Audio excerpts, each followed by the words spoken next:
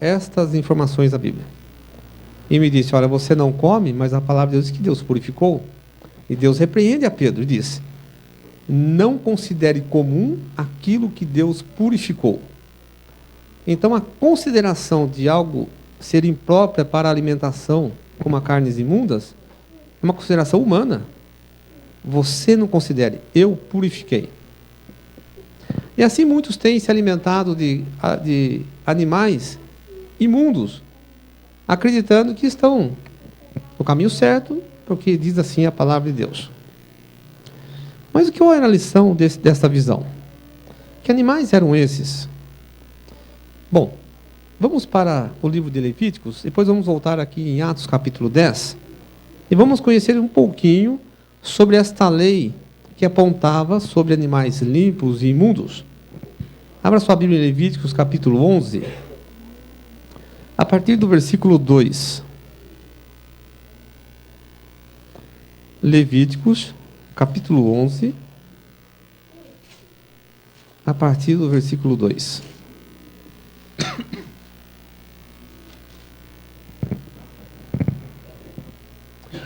Diz assim a palavra de Deus: dizei aos filhos de Israel, são esses os animais que comereis, de todos os quadrúpedes que há sobre a terra.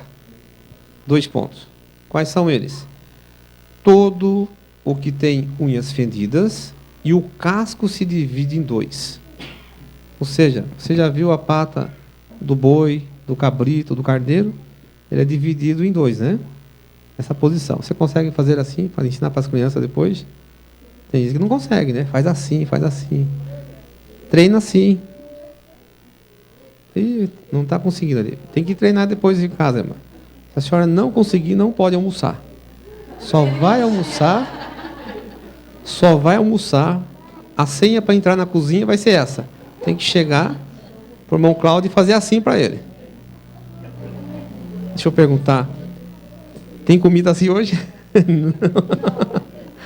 Depois você faz assim também, tá? Bom, olha que interessante. Deus coloca uma regrinha. Você quer saber qual é o tipo do quadrúpede que você pode comer?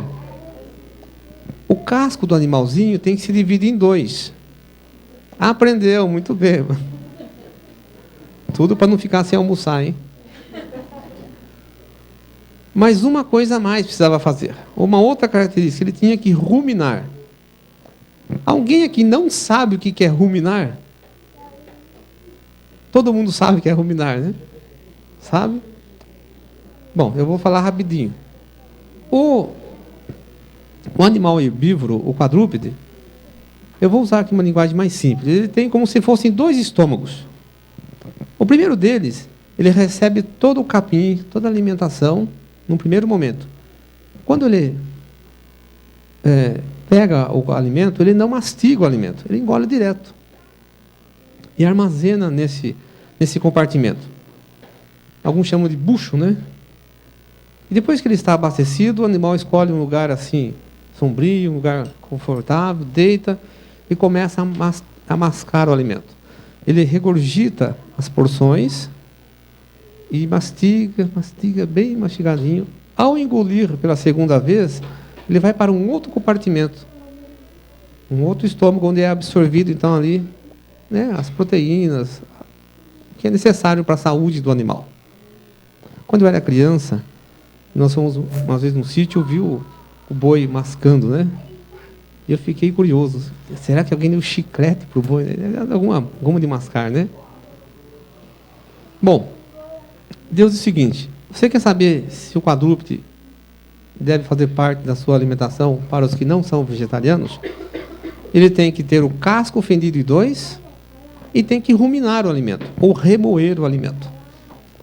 Veja bem, vou repetir o verso 3.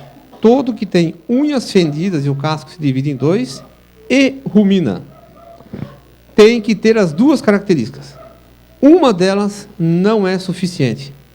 Deus disse, tem que ter as 2. E ele cita aqui, a partir do verso 4. Deste não comereis, dos que ruminam ou dos que têm unhas fendidas. Se não tiver as duas características, devem ser descartados da alimentação. E cita o exemplo como o camelo, que rumina, mas não tem unhas fendidas. Este você será imundo. Verso 5, o arganaz, porque rumina, mas não tem as unhas fendidas. Este você será imundo. A lebre, porque rumina e não tem unhas fendidas, você será imundo. Para por aqui, dos que ruminam e não têm unhas fendidas. O casco não se divide em dois. Mas o verso 7 diz: também o porco, porque tem unhas fendidas, e o casco dividido, mas não rumina, este vos será imundo. Da sua carne não comereis, nem tocareis no seu cadáver. Ponto. E daí diz assim: estes, essa lista que citou, estes vos serão imundos. É imundo, não é para comer. Ponto final. Deus é claro aqui. Agora volta para o livro de Atos, capítulo 10. Atos, capítulo 10. O interessante é que quando alguém cita esta passagem bíblica, ela tem por objetivo dizer para mim que pode comer a carne do porco.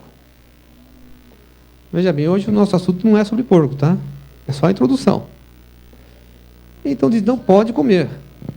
E você pode pedir à pessoa, escuta, então vamos fazer o seguinte, vamos dizer que o que está escrito aqui seja literal. Deus esteja realmente dizendo, pode comer. Mas vamos ver então a lista dos que podem ser comidos. Vamos aqui para o versículo 11. Verso 11, no capítulo 10 de Atos. Então viu o céu aberto e descendo um objeto como se fosse um grande lençol, o qual era baixado à terra pelas quatro pontas. Versículo 12. Contendo toda sorte ou toda espécie. Qual é o primeiro tipo de animal aqui? Quadrúpedes. Quadrúpedes. Então não diz que tinha apenas uma espécie de quadrúpede. Toda espécie de quadrúpedes. Está no plural. Então, eu tenho certeza, eu acredito que o porco estava lá. Porque o porco é imundo. E é um quadrúpede. Estava lá. Mas se está no plural e diz que é toda espécie ou sorte de quadrúpedes, eu também imagino, sem sombra de dúvidas, que tinham também o cavalo, o camelo, o elefante, a onça, o cachorro, o tigre, o hipopótamo, o rinoceronte, tudo que é quadrúpede. Aliás, o que é um animal quadrúpede mesmo? É um animal que se utiliza de 4 patas para caminhar. Então, todos esses animais estavam, ou quase todos esses, certo? E eu pergunto então para essa pessoa, se pode comer, você come cavalo, cachorro, camelo, gato? Tem gente por aí que come algumas coisas dessas, né? E alguns comem sem saber. Bom, então não é só o porco. Ah, mas a lista continua. Próxima palavra, répteis. Répteis são... O que quer dizer um réptil? São animais que rastejam para caminhar. A cobra, o lagarto, o jacaré, o crocodilo. São animais que se rastejam. E eu pergunto, você come cobra? Você come lagarto, jacaré, crocodilos? Está na lista. E daí a última espécie, aves do céu. Ah, mas um pombinho é gostoso, né? Ah, mas são animais imundos. Pelo menos o que diz aqui no versículo 14. Porque jamais comi coisa alguma comum e imunda. Então essas aves do céu, não pensa que é o pombinho, não. Pode ser o urubu, o abutre, o corvo, o gavião, a coruja. São aves imundas. Daí a última pergunta. Você come todos esses tipos de animais aqui? Ah, eu não como, imagine, vou comer uma coruja, comer um corvo. Aliás, se matar um urubu, vou preso. Então você transgride a orientação de Deus. Se Deus mandou comer, por que você faz acepção de bichos? Come só o porco. Como os outros também. É verdade? Mas é claro que Deus não está mandando comer nenhum tipo de bicho imundo. Era uma linguagem figurativa. Deus estava usando de uma maneira pedagógica para ensinar Pedro uma importante lição. Uma lição que contribuiria para a salvação de outras pessoas. Como que eu posso entender isso? Na verdade, não é tão simples assim. Pedro ficou confuso? Vamos ver o que diz aqui a partir do verso 17. Verso 17. Enquanto Pedro estava perplexo sobre qual seria o significado da visão, eis que os homens enviados da parte de Cornélio, tendo perguntado pela casa de Simão, pararam junto à porta. E chamando, indagavam se estava ali hospedado Simão, por sobrenome Pedro. Enquanto meditava Pedro acerca da visão, disse-lhe o Espírito: estão aí 2 homens que te procuram. Levanta-te, pois, desce e vai com eles, nada duvidando, porque eu os enviei. Pedro não havia entendido nesse primeiro momento qual era o significado daquela visão. Isso acontece conosco. Muitas vezes lemos alguma coisa na Bíblia e num primeiro momento nós não entendemos. Algumas pessoas ignoram, não entendi, deixa para lá. Outros vão pesquisar, vão atrás, tenta descobrir, pergunta. Não posso ficar com dúvidas. Enquanto ele estava ali meditando, intrigado com aquela visão, por que Deus me fez isso? Eu nunca comi, ele havia dito para Deus, porque jamais comi coisa alguma como imunda. Pedro era judeu desde a infância, nasceu num lar judeu. Era um seguidor das leis de Deus, inclusive da lei de saúde. E ele estava pensando, mas Deus me mandou comer algo imundo? Deus deixou bem claro que não é para comer e agora me manda? Que Deus é esse? Será que ele está confuso? Não, ele está me testando. O que será que é? Pois bem, quem era Cornélio que mandou chamar Pedro? Pedro tinha que ir à casa de Cornélio, mas quem era Cornélio? O capítulo 10, ainda aqui o versículo 1 e 2, diz assim, apresenta quem era Cornélio. Verso 1 e 2. Morava em Cesareia um homem de nome Cornélio, centurião da corte chamada italiana. Aqui já revela que Cornélio não era judeu. Cornélio era romano. Porém, o versículo 2 diz que ele era um homem piedoso e temente a Deus com toda a sua casa, e que fazia muitas esmolas ao povo e de contínuo orava a Deus. Percebe algumas características muito interessantes desse homem? Ele era um homem temente a Deus, ele era um homem piedoso, que praticava as esmolas, ajudava o próximo, e era um homem de oração. Aqui cita 4 características muito interessantes. Podemos dizer que Cornélio era um bom cristão? Sim ou não? Sim, um bom cristão. Mas faltava uma coisa para Cornélio. Faltava uma coisa para Cornélio. E nós vamos ver depois o que é que faltava para Cornélio. A pergunta é a seguinte: Cornélio então não era judeu e era romano. E Pedro tinha de ir à casa de Cornélio, um homem romano. Mas qual era a relação social entre judeus e não judeus? Inimigos, né?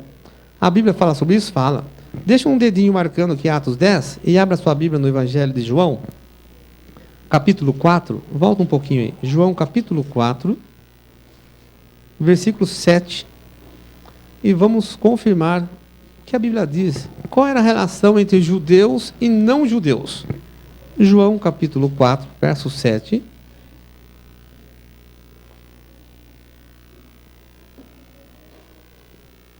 Diz assim, Evangelho de João, capítulo 4, versículo 7, e depois o verso 9. Nisso veio uma mulher samaritana tirar água. Disse-lhe Jesus, dá-me de beber. Verso 9.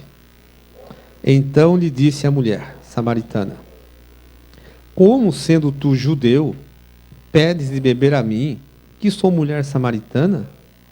E depois tinha a explicação, porque os judeus não se dão com os samaritanos. Não eram amigos. Então os judeus tinham um grande problema. Não entenderam a mensagem do chamado como um povo escolhido e entenderam que isso significaria ser um povo exclusivo. E não foi para isso que foram chamados. Parênteses. Eu e você somos chamados, somos escolhidos para ser salvos, Somos escolhidos para trabalhar pela salvação dos outros. A salvação não é exclusiva tua e minha. Somos chamados para compartilhar o amor e a salvação aos outros. Muito bem, volta para Atos capítulo 10. Pedro tinha de ir à casa de um homem que não era judeu, e os judeus não se davam com pessoas de outras raças. Aliás, ainda mais com os romanos, que estavam sempre oprimindo os judeus. Capítulo 10, agora o verso 25 em diante. Deus entende, aliás, Pedro entende a razão daquela visão. Versículo 25 em diante. Aconteceu que, indo Pedro a entrar, lhe saiu Cornélio ao encontro, e prostrando-se aos pés, o adorou. Mas Pedro o levantou, dizendo: ergue-te, que eu também sou homem. Falando com ele, entrou, encontrando muitos reunidos ali, a quem se dirigiu, dizendo: vós bem sabeis que é o quê? Proibido. Quem proibiu? Os próprios judeus. É proibido a um judeu ajuntar-se ou mesmo aproximar-se de alguém de outra raça. Misericórdia. Então eles eram proibidos de juntar-se, de ter algum tipo de relacionamento, seja pessoal, de trabalho. Não podia juntar-se uma pessoa que não fosse judeu. E nem passar perto. Nem passar perto. Você já pensou ser orientado a agir assim para com as pessoas de outras raças? Discriminação ao pé da letra. Pois bem, termina o texto. Mas Deus, verso 28. Mas Deus me... Qual é a palavra que está na sua Bíblia? Pode ser que a sua versão seja diferente e seja outra. Mas a palavra aqui, o verbo é o verbo demonstrar. Demonstrar não é falar, é apresentar.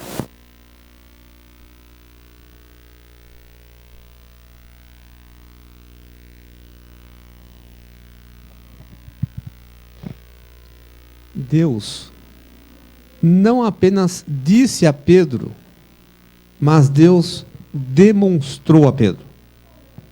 É só assim que as professoras trabalham com as crianças.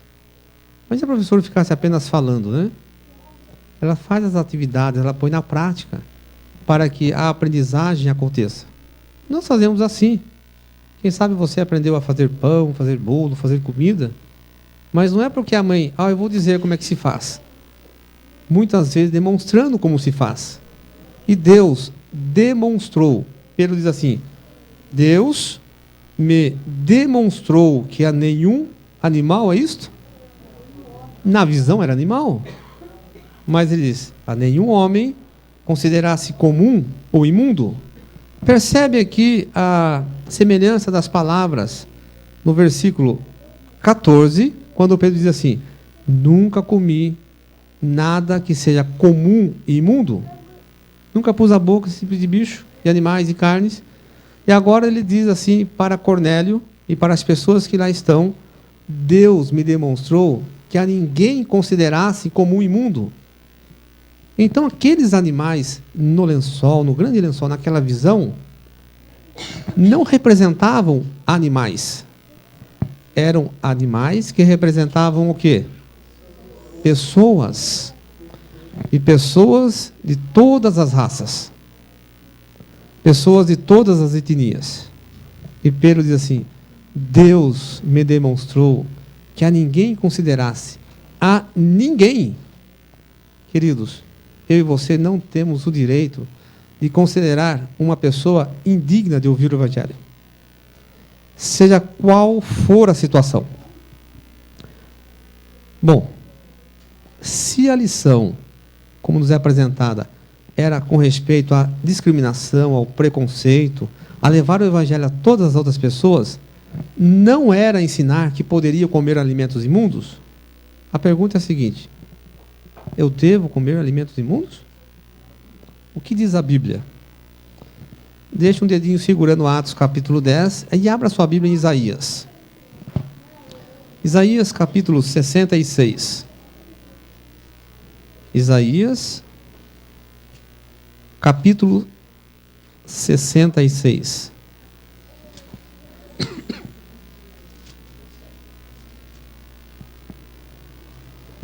15 em diante. 17 também. Isaías 66, a partir do versículo 15. Verso 15 em diante. Vou ler.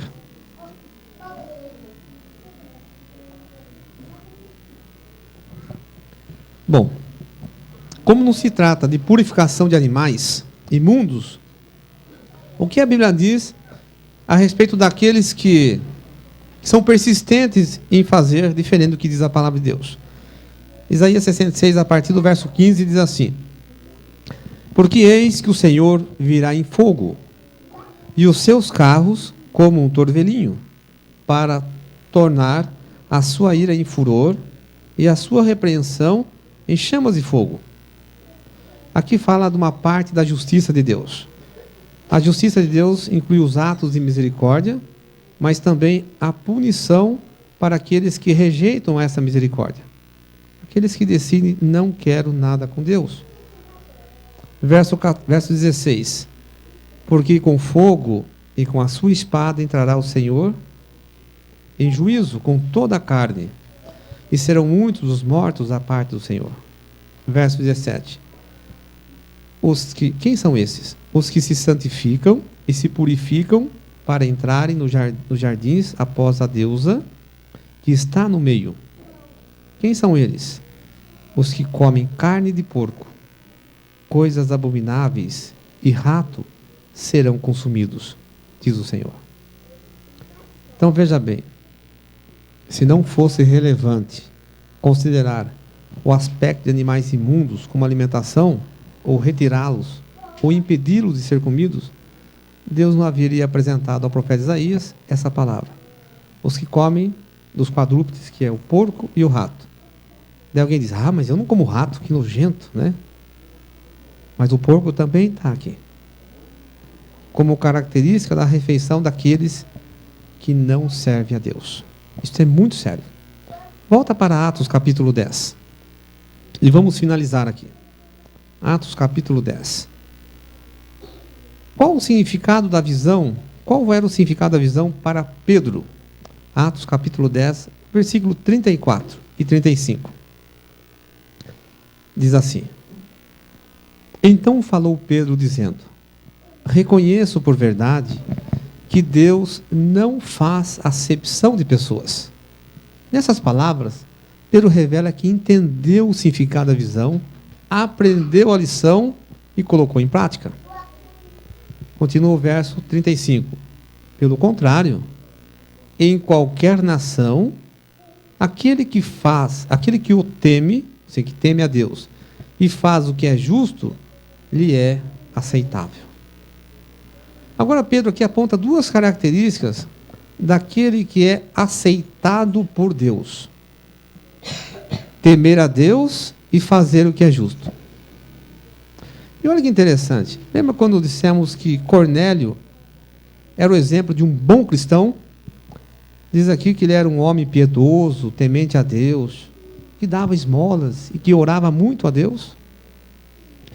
Essas características, elas estão inseridas no princípio do temor.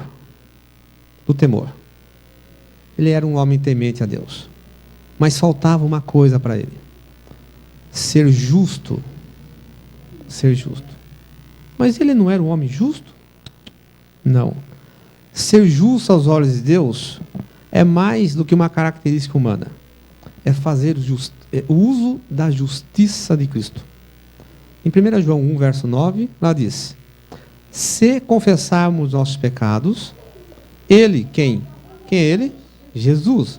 Ele é fiel e justo para nos purificar, nos perdoar os pecados e nos purificar de toda injustiça. Ser justo aos olhos de Deus não são atos de justiça, é fazer o uso da justiça de Cristo em nossa vida, que é o único meio pelo qual podemos ser salvos. Nenhum de nós estará no céu por uma justiça, por menor que seja na tua vida, mas pela justiça de Cristo em nossa vida, unicamente. Pedro entendeu a lição, e ele exclama: qualquer pessoa é aceitável aos olhos de Deus, desde que ela decida ser temente a Deus e fazer uso da justiça de Cristo. Amados, e qual é a importância disso para nós? Pedro nos ensina uma outra lição. Ele tinha de ir à casa de Cornélio. Não poderia, por exemplo, Cornélio ter ido atrás de Pedro? Talvez fosse mais simples. Quem precisava de quem? Cornélio precisava de Pedro. Ele que queria. Mas o anjo disse para Cornélio, depois você lê o capítulo 10 todinho, o anjo disse para Cornélio, manda buscar Pedro. E ele mandou buscar. Quem sabe o anjo poderia ter dito, olha, marca um encontro com Pedro, talvez num bosque, numa praça, à beira de um lago. Não. Manda buscar a Pedro. Enquanto os homens foram chamar a Pedro, o que é que Cornélio ficou fazendo? Versículo 24. Verso 24. No dia imediato, entrou em Cesareia. Cornélio estava esperando por eles, tendo feito o quê? Reunido. Quem? Seus parentes e quem mais? E amigos íntimos. Queridos, enquanto os empregados de Cornélio foram buscar a Pedro, Cornélio não ficou em casa, pensando no cardápio das refeições, né? Vamos arrumar a casa, preparar aqui as cadeiras. Não. Ele não se preocupou com coisas. Ele preocupou-se com pessoas. Cornélio saiu de casa, e enquanto Pedro não chegava, ele estava indo à casa dos seus parentes e de seus amigos. E você acha que ele dizia o que para essas pessoas? Quem sabe dizia mais ou menos assim, olha, eu vou receber a visita de um homem de Deus. Vamos lá em casa ouvir essa palavra. Olha, eu vou fazer em casa agora um pequeno grupo. Você está convidado. Queridos, Cornélio não foi egoísta. Eu vou receber a palavra de Deus, a mensagem de Cristo através do apóstolo, desse apóstolo Pedro, só para mim. Não. Ele correu atrás. E naquele tempo não tinha telefone, não tinha internet. Ele tinha que ir atrás. E não tinha carro para ser rápido. Cornélio não mediu esforços para reunir seus parentes e seus amigos para ouvirem falar do Evangelho de Cristo. No capítulo 11, nós finalizaremos com este texto, capítulo 11, verso 12 em diante, confirma por que Pedro deveria ir à casa de Cornélio. Capítulo 11, o verso 12 em diante. Então, Pedro aqui, justificando aquela situação, responde para os seus entrevistadores, né? Então o Espírito me disse que eu fosse com eles, sem hesitar, sem duvidar. Foram comigo também esses 6 irmãos, e entramos na casa daquele homem. E ele nos contou como vira o anjo em pé em sua casa, e que lhe dissera, envia a Jope e manda chamar Simão por sobrenome Pedro, o qual te dirá palavras, mediante as quais vai acontecer o quê? Será salvo tu e toda a tua casa. Queridos, Pedro foi à casa de Cornélio para levar a salvação a Cornélio, a sua família e aos seus amigos. Um dia, alguém foi à sua casa. Um dia alguém procurou por você e falou do amor de Cristo. E você o aceitou. Agora é a minha vez. Eu tenho que ir atrás das pessoas. O Espírito Santo pode estar falando para mim neste momento. Você precisa falar para aquele vizinho, para aquele amigo, para aquele seu parente. Você precisa convidá-lo para conhecer o amor de Deus. Que Deus use você e a mim, assim como usou a Pedro, para testemunhar do amor de Cristo, levando a salvação a Cornélio, sua família e aos seus amigos também. Amém? Se você tem esse desejo, eu quero fazer um convite a você agora. A minha esposa vai adorar a Deus cantando um hino. Enquanto você ouvir essa música, se em algum momento da letra você sentir, olha, mexe comigo. e você quiser colocar-se em pé diante de Deus para dizer: Senhor, usa-me como usaste o teu servo Pedro. Coloque-se em pé neste momento da música. Uma atitude de adoração e de oração ao nosso Deus.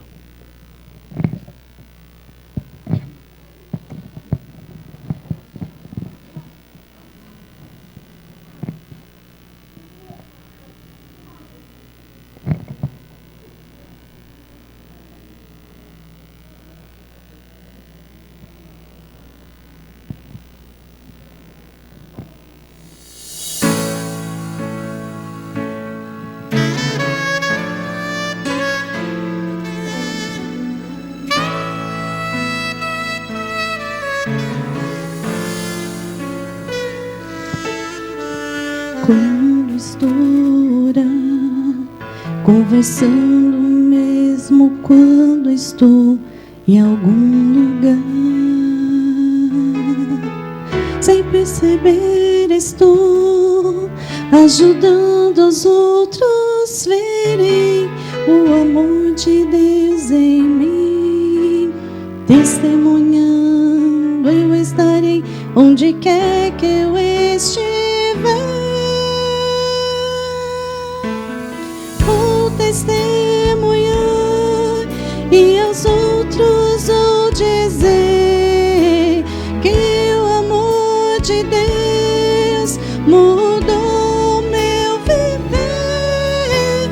Tenho que falar e deixar a luz de Deus em mim brilhar.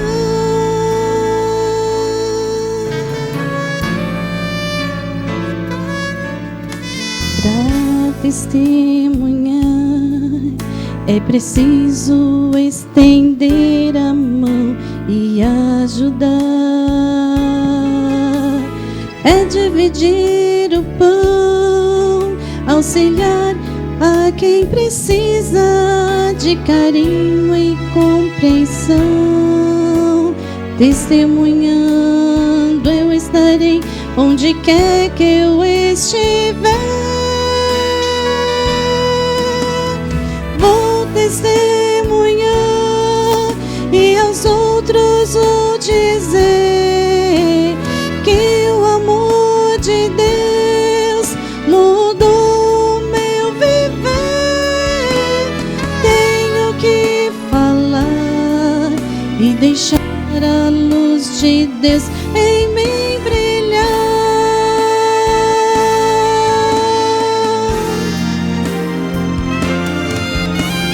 Vou testemunhar e aos outros vou dizer que o amor de Deus mudou meu viver.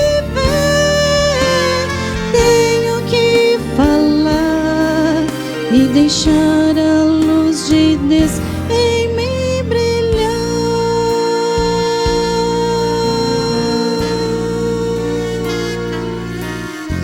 Amém. Oremos. Bondoso Deus, que a letra de sino possa de fato expressar uma realidade em nossas vidas. Que ela possa representar uma decisão que neste momento tomamos, de sair para testemunhar e revelar que o amor de Cristo mudou o nosso viver. Somente o amor de Deus pode fazer esse milagre em nossas vidas. Permita, bom Deus, nos ajude a abrir o nosso coração para que esse milagre aconteça a cada instante da nossa vida. Que ao nos levantarmos a cada manhã, possamos tomar essa decisão de viver um dia, viver aquele dia, ou esse dia, para testemunhar do amor de Cristo. Rogo-lhe que abençoes a todos que aqui estão, a cada lar representado, as crianças que aqui vieram. Que a tua graça e a tua bondade estejam sempre presentes na vida desses queridos, e que por onde forem, nunca deixem de andar nos teus caminhos. E tenham, Senhor, a garantia e a companhia dos teus santos e bondosos anjos para guardá-los. São os favores que lhe peço, Pai. E vos agradeço em nome de Jesus. Amém.